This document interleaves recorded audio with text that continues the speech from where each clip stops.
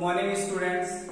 आज मैं 12th agriculture का क्रॉप प्रोडक्शन पढ़ाने जा रहा हूं। क्रॉप प्रोडक्शन के फर्स्ट चैप्टर से लेकर के लास्ट एंडिंग में 20 चैप्टर से हम उन सभी के बारे में डिस्कस करने वाले हैं और इन सभी चैप्टरों के बारे में मैं आप लोगों को स्टेप बाय स्टेप पूरा फसल उत्पादन के बारे में पढ़ाऊंगा। ठीक है, अब यहाँ पर क्लास 12th के क्रॉप प्रोडक्शन का मैं कंटेंट बता देता हूं आप लोगों को कि हमें क्रॉप प्रोडक्शन में कितना क्या पढ़ना है। ठीक है, देखते हैं। हम फर्स्ट चैप्टर से लेते हैं। फर्स्ट चैप्टर हमारा आता है जल निकास। कौन सा है? जल निकास। जल निकास के बाद में हमको क्रॉप प्रोडक्शन के अंतर्गत पढ़ना है सेकंड चैप्टर। सेकंड चैप्टर पादप पोषण आता है, यानी कि प्लांट प्रोटेक्शन। ठीक, प्लांट प्रोटेक्शन।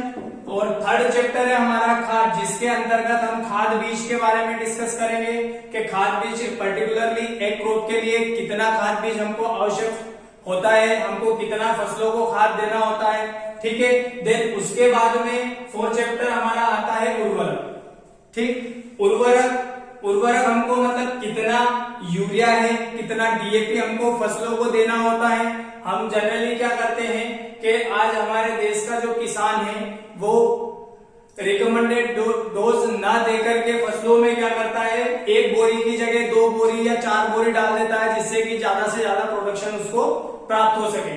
लेकिन हमारे जो कृषि वैज्ञानिक होते हैं उन्होंने सभी फसलों के लिए अलग अलग खाद एवं उर्वरक डिसाइड किया हुआ है, जितनी मात्रा में उनको आवश्यकता पड़ती है।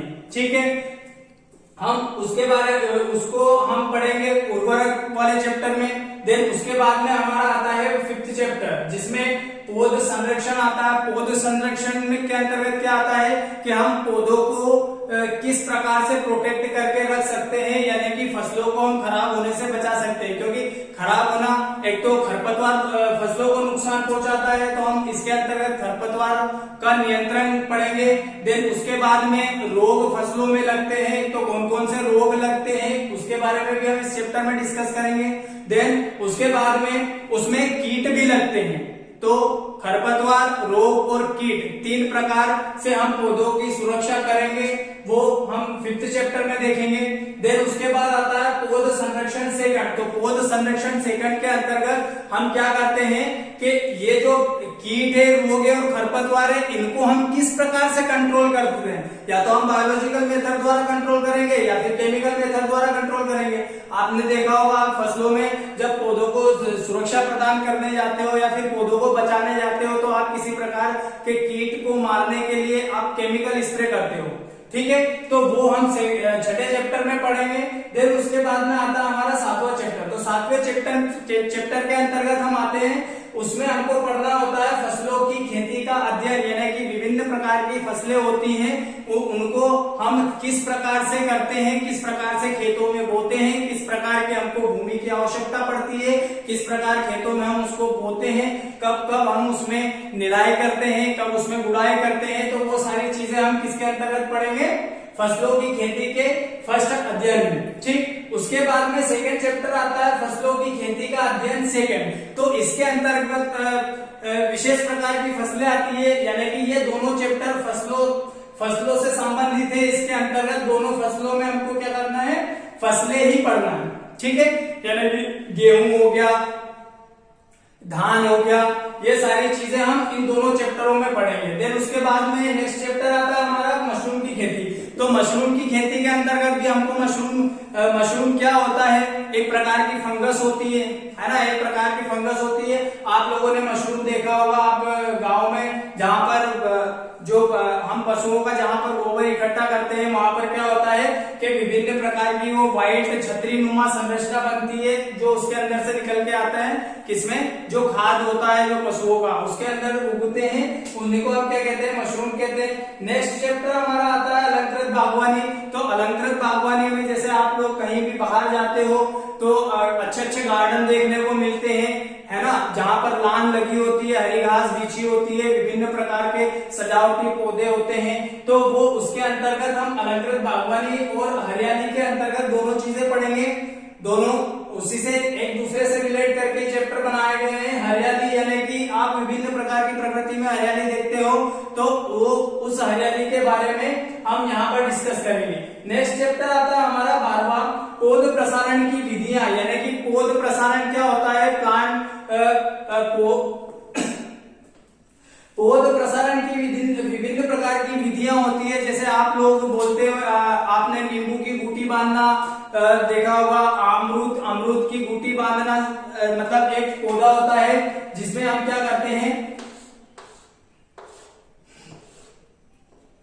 उसी प्रकार के पौधे की यदि हमको शाखा डेवलप करनी होती है तो हम क्या करते हैं, इस प्रकार से उस पर गुटी बांधते हैं।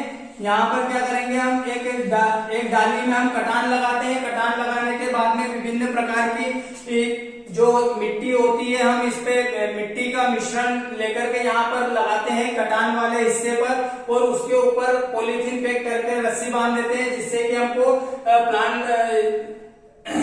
पौध प्रसारण की विधियों में हम इसको यहाँ पर विभिन्न मतलब पौधे की जड़ें विकसित हो जाती है, और यहाँ पर जड़ विकसित होना यानी कि जिसको फिर मात्र पौधे से, इसको मुख्य पौधे से अलग करके हम एक नया पौधा डेवलप कर सकते हैं। तो एक नए पौधे का विकास करना ही क्या होता है, पौध प्रसारण की विधियों के अंतर्गत पढ़ने में आता है। तो इसको भी हम डिस्कस करेंगे। नेक्स्ट आता है हमारा 13वां चैप्टर है, इसमें है फलों की खेती। तो यहाँ पर हमने फसलों की खेती देखी थी। अब नेक्स्ट यहाँ पर 13 और 14 वाले चैप्टर में हम क्या करेंगे, यहाँ पर फसलों की खेती को पढ़ेंगे।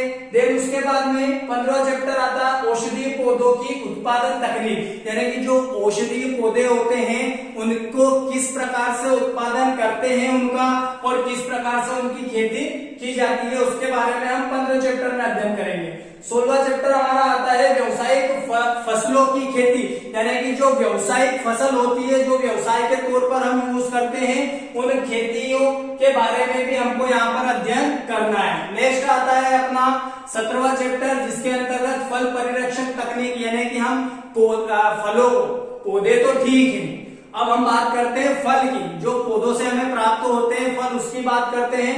तो फलों का जो परिरक्षण होता है उनको किस प्रकार से हम प्रिजर्व करते हैं। जैसे कि आप आम का एग्जांपल ले लीजिए। आम हम क्या करते हैं, पेड़ से तोड़ करके उसको लंबे समय तक चलाने के लिए हम उसका अचार बना लेते हैं, या फिर आपने आंवले के सीड देखे होंगे, उसके अंदर आंवले में आप क्या करते हो, उसका मुरब्बा बना लेते हो। तो इस प्रकार से परिरक्षण करते हैं। परिरक्षित उत्पाद एवं उनका विपणन। तो परिरक्षित उत्पाद क्या होते हैं, यानी कि जो हम फल परिरक्षण कर रहे हैं, तो फल को या फिर सब्जी को परिरक्षित कर रहे हैं। परिरक्षित किस लिए करते हैं, ताकि लंबे समय में हम उसका उपयोग कर सके। जैसे आम के फल को हम क्या करते हैं, अचार बना लेते हैं, और लंबे समय के लिए हम उसका उपयोग करते रहते हैं, ठीक है। और उनका क्या होता है, विपणन। तो जैसे हमने अचार बना तो लिए, उनको प्रिजर्व तो कर लिया, लेकिन उनको क्या करना पड़ेगा, मार्केट में विपणन करना पड़ेगा, उनको मार्केट में हम बेचने के लिए भेज देते हैं, ठीक है।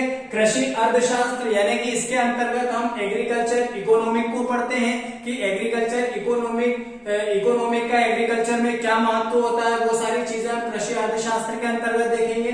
और भू सर्वेक्षण, इसके अंतर्गत क्या होता है, जैसे कि आपने भू सर्वेक्षण में क्या होता है कि भू सर्वेक्षण यानी कि भूमि का मापदंड के बारे में हम स्टडी करेंगे, ठीक है। भूमि एक हेक्टेयर में कितना एकड़ होता है, या फिर कितने बीघा जमीन होती है, और एक एकड़ में कितने बीघा जमीन होती है, तो वो सारी चीजें हम किसके अंतर्गत देखेंगे, भू सर्वेक्षण के अंतर्गत। शुरुआत करते हैं जल विकास, यानी कि जल विकास वाले चैप्टर से हम स्टार्ट करते हैं। जल विकास को हम इंग्लिश में क्या कहते हैं, ड्रेनेज। क्या कहते हैं, ड्रेनेज, यानी कि जल निकास। जल निकास आप लोगों ने देखा होगा, बहुत सारी जगहों पे आपने पानी भरा हुआ देखा होगा जमीन के लेवल से ऊपर, यानी कि आपने अपने खेतों में देखा होगा। आपने अपने खेतों में देखा होगा कि जहां पर आपके ढलान वाला जो खेत होता है, जहां पर ये मान लीजिए ये पूरा समतल खेत है, ठीक है। अब लेकिन ये थोड़ा सा झुका हुआ है, और यहाँ पर आकर के क्या है, इसमें मान लीजिए गड्ढा है बीच में, ठीक। तो क्या होता है, जो वर्षा का पानी होता है, बारिश के मौसम में क्या होता है, जब पानी बरसता है तो ये यहाँ पर गिर करके मान लो क्या होता है, या खेत में इकट्ठा हो जाता है। इकट्ठा हो जाता है, यानी कि ये जो एरिया होता है यहाँ पर हम ठीक से फसल भी नहीं बो पाते हैं, या फिर हमने जो फसल बोई है या लगाई है वो अधिक पानी की वजह से नष्ट हो जाती है। ठीक है, तो ये सारी चीजें देखने को हमको मिलती है। तो हम इस जल निकास वाले जो चैप्टर है इसमें हम एक चीज समझ ले कि जल निकास होता क्या है। यानी कि एक समतल भूमि पर यदि एक्स्ट्रा पानी भरा हुआ है, ज्यादा पानी भरा हुआ है, तो वो किसके अंतर्गत आएगा, ये हम जल निकास, उसकी निकास करना पड़ेगा। इसको क्या करेंगे, खेत से बाहर निकालेंगे, तब जाकर के हम ये इतनी लैंड फसलों के लिए उपयोग कर पाएंगे। अन्यथा क्या होगा, या तो यहाँ की फसलें नष्ट हो जाएगी, या फिर ये गीला रहेगा तो हम फसल नहीं बो पाएंगे। ठीक है, तो इसको स्टेप बाय स्टेप अपन पढ़ते जाते हैं कि जल निकास होता क्या है, इसकी क्या परिभाषा होती है।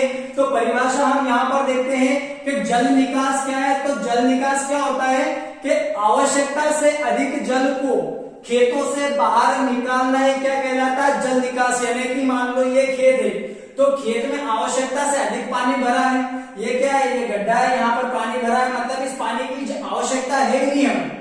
जिस पानी की आवश्यकता नहीं है वो क्या हो जाएगा, आवश्यकता से अधिक जल हो जाएगा। यानी कि आवश्यकता से अधिक मतलब जिस वाटर की हमें रिक्वायरमेंट नहीं है उसको हम क्या करेंगे, खेतों से बाहर निकाल देंगे, उसी को क्या कहेंगे, जल निकास कहेंगे।